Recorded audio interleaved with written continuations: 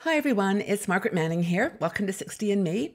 Thanks so much for being here. I hope that you're okay. And I just spend the last few hours of my life doing something that maybe you've done in the last year, and that's downsize.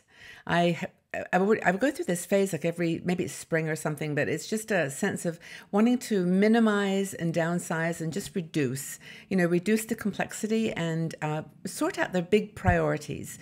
And I found this box of newspaper clippings and articles that I'd written 30 years ago, and articles that I'd written for magazines, my book that on hospices that has been published, and just went through all this different trip down memory lane. It was really kind of interesting, but maybe you've done something like that recently. And for me, it was important to keep some of the stuff, but maybe digitize some of the rest. And so it's all good. But it was a very, very interesting morning. I don't know whether you've got something else like that on your agenda for today. But anyway, my cup of tea, that's what helped me get through some of it. I have like 3 cups of tea so far. I'm drinking my super tea, which is this one with turmeric that I got when I was traveling, and I love it. I'm down to my last tea bag. But yeah, I do enjoy it. So cheers to everyone. Hope that you're doing great and have a drink or coffee or something next to you that makes you feel like you. You found what is the tea or coffee or drink that is you, and enjoy it. So what I wanted to chat with you about today is related to the theme of downsizing and reflecting on the past. And that is writing down your thoughts, like working out your legacy. I actually picked up my cards this morning. It's coincidental, actually, that I actually picked up this one that says, "Stop hiding." And I thought that was a really interesting card because we do hide behind our stuff. But the one that I chose that I wanted to share with you was, where is it? It's "Live Your Legacy." And this, I really like this card. I don't think I've shared this one before. It's in our Aging Beautifully deck. And what it says is, I'll actually read it, and then we'll chat a little bit about what writing an autobiography can do to bring happiness into your life. Because it doesn't sound sometimes like it does, because it makes you sad to reflect on things, but it does bring happiness. Because happiness, well, it isn't linked to anything that happens to you. It's here in our brain. Anyway, this little card that says "Live Your Legacy" says, "Many people worry about what they'll be able to leave for their children or grandchildren and the world around them. There's nothing wrong with this, but remember that your greatest legacy and gift is your life. Each day you change the world in ways you can't even imagine. Every smile is a spark that changes lives. Every act of kindness is a potential miracle. Don't worry about leaving a legacy. Instead, learn to live your legacy." And I think that's actually the message of this little chat too, is that if you're going to write down an autobiography, do it for yourself as much as for anyone else. We can write a story that tells the facts of what happened. We did this, we moved there, we whatever. But then telling the story is deeper. It's kind of the dots, and it's got a lot to do, how you interpret it has got a lot to do with your positivity and happiness. So for example, if you're looking at the story of your life and you see there was a sad situation, a divorce or a separation or a heartbreak, and you can look at that through 2 lenses. You can say, "Poor me, it was really horrible. It changed me forever in a negative way." Or you can say, "I really learned so much from that." And maybe this doesn't happen until later, like after the hurt is softened a little bit. But, decisions you've made. I made a decision at one point in my life, to go to Seattle as opposed to stay where we were living and take on a whole different career.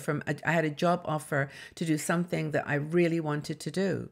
And then I had to make a decision to then move somewhere where my husband wanted to move. And it turned out the most beautiful decision ever. I mean, it couldn't have been, well, I still look back at the other opportunity and think, that would have been fun too.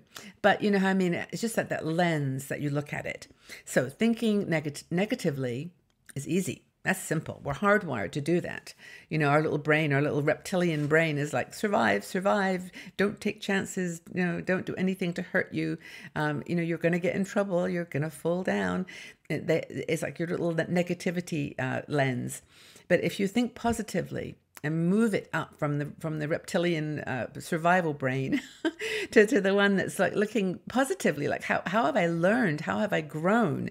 I mean, even like a divorce I mentioned, like through the tears and through the sadness and the rejection and, oh goodness, whatever else you might have felt, go back and look at the pictures.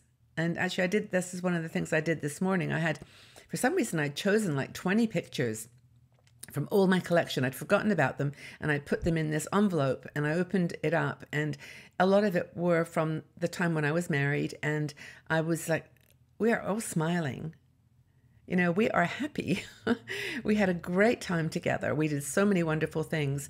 And, yes, you don't remember those things when you're going through a sadness of not having it anymore or having it be different. But it was really, really cool to see the smiles. You can remember the smiles. Those are the things that were valuable in that time. And yes, I have tears occasionally. I still, do miss that person, and I miss that relationship. But what it is, what it is, and I'm being honest with you here.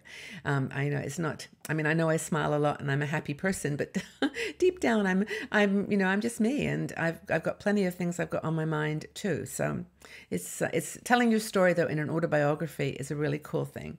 So seeing major events in your life, you can take two paths. You can look at the places you went, and again, was it a good experience or bad? It was always good. You got to travel, you got to experience something new. So maybe it's an exercise that we can take every day. So right now, maybe it's early in your day right now, but think about something positive that happened today. Think of something good.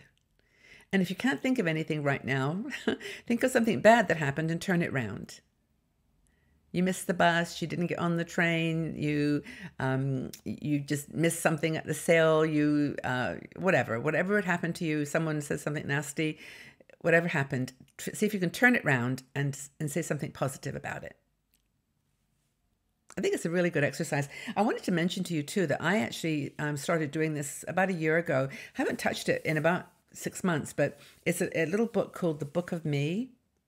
I have nothing to do with this book or this company at all, but I picked it up. It's a do-it-yourself memoir, The Book of Me. You can order it on Amazon. It's all over the place. We have it in our little shop. But if you take a look at it, it's got opportunities to personalize. It's got questions, that you just answer, just page after page of questions and answers. And what was this question? Write a letter to yourself as a teen. What kind of person were you then? What advice or reassurance can you offer? And I said to myself, I'll read this. It's kind of interesting. I said, Dear Margaret, I know that right now things seem very fragile. You are feeling overwhelmed and a little afraid. Be strong and know that your life is going to unfold in the most wonderful way. Everything really is going to be all right. I wrote that to myself. But this is a very cool little book. It's not like you're writing on a blank piece of paper. You're actually writing to answers to questions. I like it. So maybe you can find something like that. That can be your autobiography. It doesn't have to be published. It doesn't have to be anything really amazing. It can just be for you. And so that's, I think, the opportunity to do that, but to do it through the lens, as we were talking earlier, of positivity. Treasure moments as they happen. I'm doing something right now on my phone that you might be interested in too. It's called, what is it called? 3-second day or something like that. And every day you post a video or something for 3 seconds. And it can just be a picture of, family, friends, party, wherever you are. And then it stitches it all together and creates a movie of your year. It's really cool. But things like that remind you that it's okay to, to bless and embrace the simple things, that your legacy doesn't have to be a lot of money. It doesn't have to be a ton of stuff. It can just be your life and what you learned. And in that book, that little book of me, I hope that somebody someday will pick it up and read it and think, oh, that explains something of my mom, and or my friend or whatever. I really understand her now better. Or that's precious that she shared that. And that's your legacy. It's the way you transformed everything that happened into something positive. It's not, I mean, there are, of course, and I'm going to stop myself here because there are some things that are incredibly difficult. I mean, I've been talking to some people recently who lost children and especially suicides. And they are not, that is the most heartbreaking thing ever in the world. I can't even begin to, explain the emotion that brings back. And when I was talking to them, and for me, though, those are the heartbreaks that they just have to be put somewhere inside of you for forever. They're in your heart forever, but somehow you can turn it around. There's one woman, for example, who wrote a book based on her experiences after her daughter, who was a doctor, committed suicide. And from that experience, she's connected with so many people, and it's given her a lot of joy. Never forget the sadness, but it's there. So anyway, the point is, everything is not negative as long as you can see a little spark of positivity in it. So to be happier, we got to find those positive moments. So think about one memory that normally makes you sad. Just think about one memory that normally makes you sad and write down or just jot down in your brain a positive consequence from that. It's a really cool exercise. So let's just do a fun exercise now. What one word describes how you are feeling right now? One word. Just write it in the section below. Let's have a conversation. It'd be great to have a chat. And again, thank you so much for being here. Thank you for your support. I hope that you go out to our website more frequently. It's 60andme.com. Lots and lots of new articles all the time. And check out our YouTube channel. We've got so many cool women there now. It's really fun. And you can sort of skip the Facebook sign in if you don't want to do that by going to YouTube. I think we've got about 60,000 subscribers now, so there's lots of people. But wherever you join us, you're welcome and thank you. And just tell us in the section below one word that describes how you're feeling right now. Take care, everybody. Have a really good day, and we'll talk again soon. Bye for now.